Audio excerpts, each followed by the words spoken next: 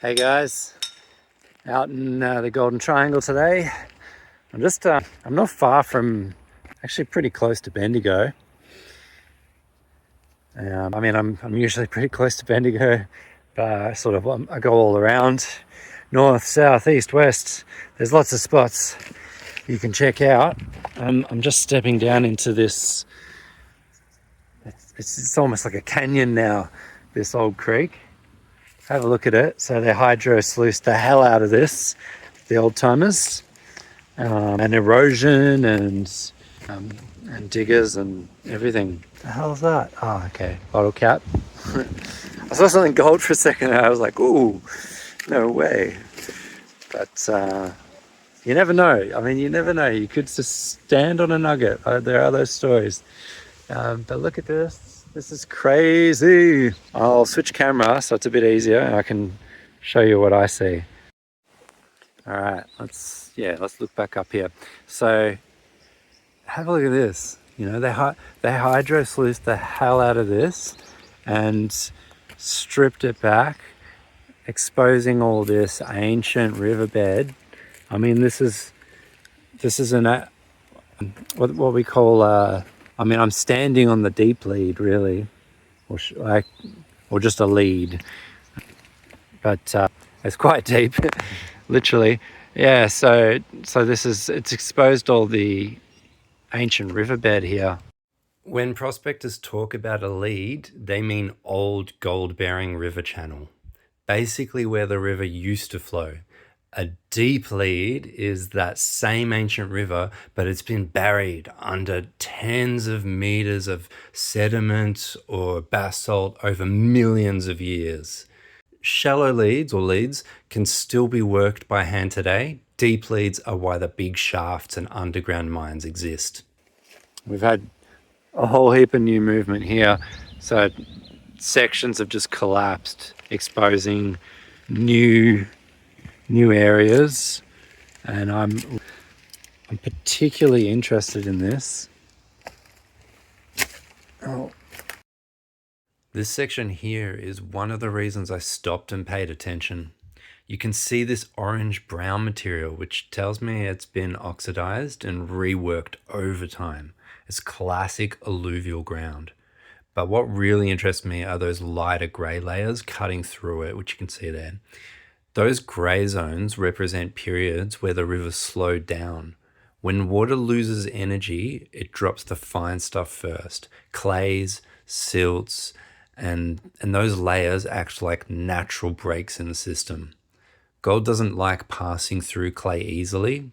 It tends to settle on top of it, sometimes just below it, or it can stack up along the edges where flowing water suddenly loses energy. So instead of thinking random dirt when we look at this, I'm reading this like a timeline. Fast water, slow water, fast again. And every one of those transitions is a potential gold trap. That's why I'm not just digging anywhere, I'm targeting right along those boundaries, because that's where the river was forced to make decisions, and gold always tells you where the river made a mistake. See how these rocks, the heavies, are built up here? I think I'll target that. I'll take a sample from here. I might even take a sample from in there. Well, now it was time to get to work. I decided to start with the low-hanging fruit, and to me that was this fresh river wash from the recent rains. There's a lot of hidden gold all along this creek which gets washed through after heavy rains, and it settles in new locations. And although the rains weren't super heavy recently, they were enough for me to wonder if I might catch a few specks here. I targeted what I thought was an obvious point where the larger rocks had settled and the water has clearly taken a few turns. Again, we talk about the energy in that water dropping off due to bends or low points. Now it was time, once I'd filled my bucket, to take it to some water and test it. And the lack of running water here makes this type of prospecting extremely difficult, maybe a little bit hazardous, but I was determined to find at least one speck to learn more about the behaviors of this old creek. I'm using a puddle from the recent rains, but After this session, you better believe I soaked myself in sanitizer, Frank Reynolds style, for those Always Sunny fans out there. And that was just to be safe and pure. I then move on to classifying my material. I use a cheap mesh basket I found at a discount store, which started as a bit of an experiment, but has become one of my favorite tools. It's wearing out, however, and the wooden handle is not ideal for water. So that handle gave out on me at the end of this session, but it lasted maybe 50 sessions. Quick side note, this handful is a good example of what dominates this creek. There's a lot of concentrated hematite and other heavies there, and that's always worth paying attention to when you're chasing gold. And just to wrap up on the basket classifier, yes, I could fix the handle with a recycled bucket handle and keep it going, but between the worn mesh, the fencing wire barely holding it together, and the overall patchwork feel of it, I'm honestly thinking it's time to upgrade to a proper steel bucket classifier designed for 20-litre buckets. It'll last longer, feel better to use, and save my hands a bit of punishment. So if anyone has any good suggestions here, please let myself and others know in the comments.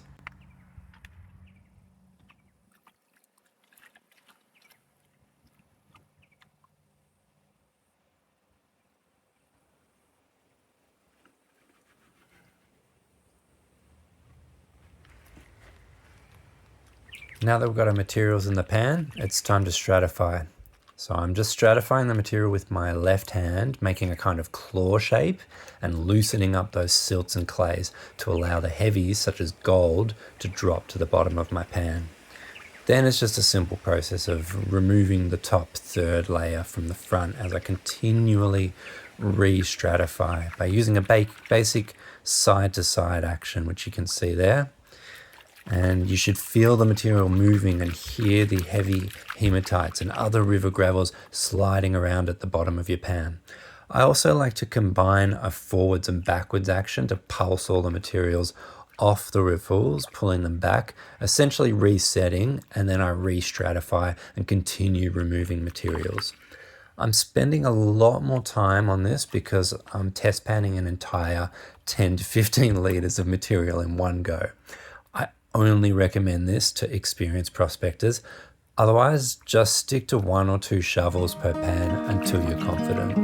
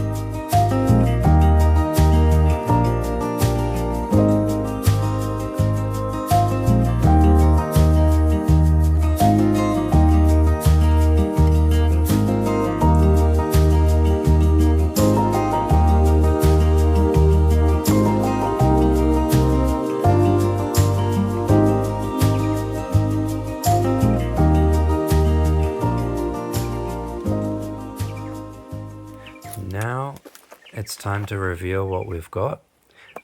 I like to use a special technique which involves tilting the pan on an angle and kind of throwing it into my left hand, which is just acting as a stop. That brings all the heavies to one point. It's a bit different to this tapping technique. That tapping technique lifts them up with a lot of material. But once you've got them clear like I have now, it's okay to use that, and that'll concentrate them. Let's have a look at what we've got. In this instance, it wasn't a lot. It was one tiny speck there. I think there was actually a couple, maybe 3 or 4 specks in total. They were very small. So it told me I needed to dig deeper or look a little further up. Before that, I was dying to collect a sample from that freshly exposed ancient river wash.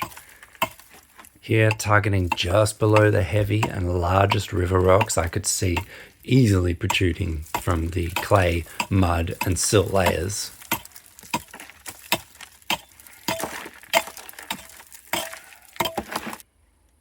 I also took a sample from that lower section I pointed out earlier in the video.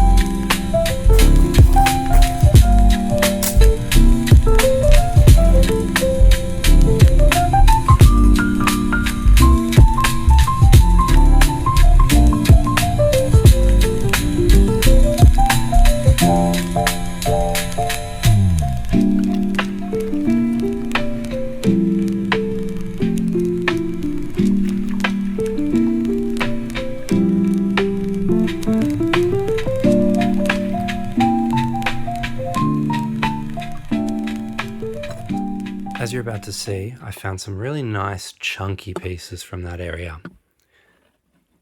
One of the pieces was almost crystalline with a nice triangular kind of shape to it. But the work wasn't done. This was another section I was still working on, and I decided to get back to it, the recent river wash, targeting just further up from my first test pit or test hole. I'm just a bit distracted there. Come on, Stu, get to work. All right, on with the show. I started with this kind of dam that had formed up ahead, either from human intervention or naturally. And it wasn't that great, but just behind me where I'm standing, I dug another hole, and that was probably one of the richest spots. And just behind that rock to the left of me.